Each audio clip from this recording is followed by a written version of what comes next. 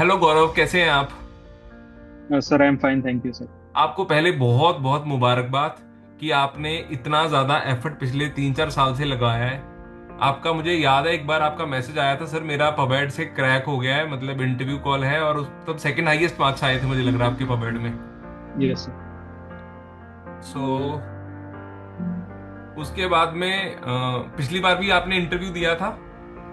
Yes sir, last time दिया। Last time भी interview दिया था बट नहीं हो पाया। चलिए कोई बात नहीं, बट इस बार आपका 317 रैंक है, आपको बहुत बहुत मुबारक है।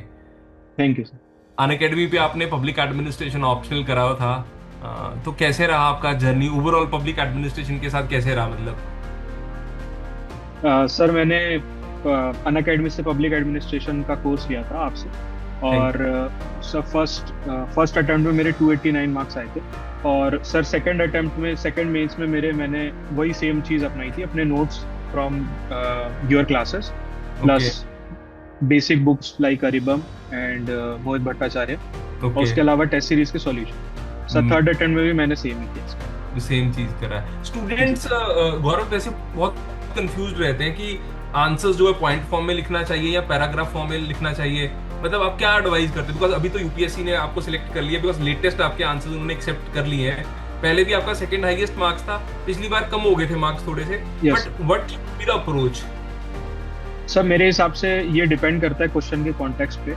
अगर क्वेश्चन बहुत ही डिस्क्रिप्टिव है तो मैं कोशिश करता था कि स्मॉल पैराग्राफ्स में लिखूं, 3 to 4 लाइंस ऑफ पैराग्राफ्स। और जहां पर क्वेश्चन पॉइंटेड है, जहां पर उसके कंप्लीटली 2 या 3 ब्रेकअप्स बन रहे हैं उस क्वेश्चन के, तो सब पार्ट्स अगर बन रहे हैं तो फिर मैं पॉइंट फॉर्मेट में लिखता था। सब बट मेरी कोशिश उस पे फोकस करने के बजाय जो पूछा है एग्जैक्टली उसे एड्रेस करने की होती थी।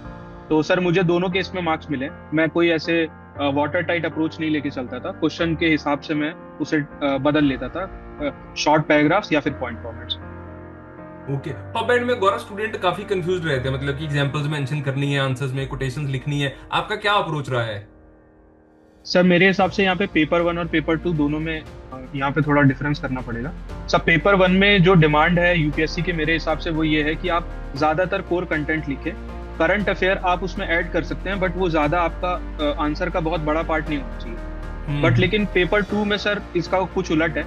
इसमें यह है कि जो पूछा है आप उसे एड्रेस करिए, उसे पेपर वन से लिंक करिए, और साथ ही आप अपने क्वेश्चन में अगर आप 10 पॉइंट लिख रहे हैं तो उसमें तीन तीन पॉइंट में अगर आप एग्जांपल लिख पाएं करंट अफेयर्स के, या कोई डेटा लिख पाएं, या जीएस के कोई करंट अफेयर को वहां पे लिंक कर पाएं, तो वो बेटर है।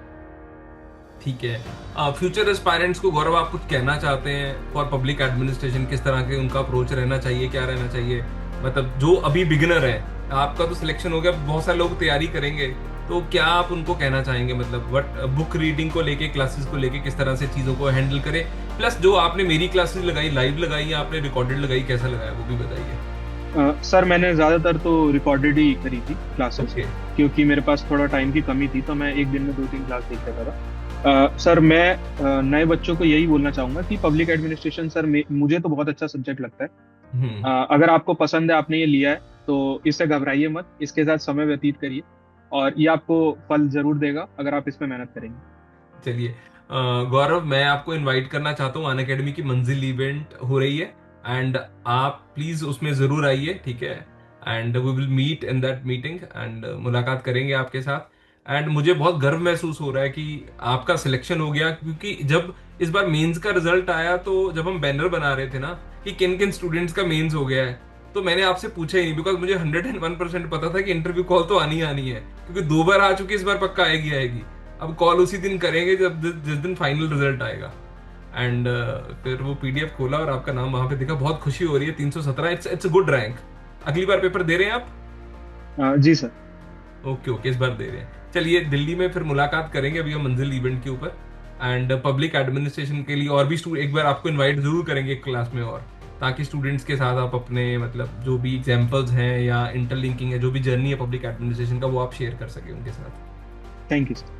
चलिए ठीक है गौरव, बहुत बहुत धन्यवाद। आपके परिवार को, आपके मदर को, फादर को, सबको बहुत बहुत मुबारक मेरी तरफ से, क्योंकि ये बहुत गर्व का दिन होता है।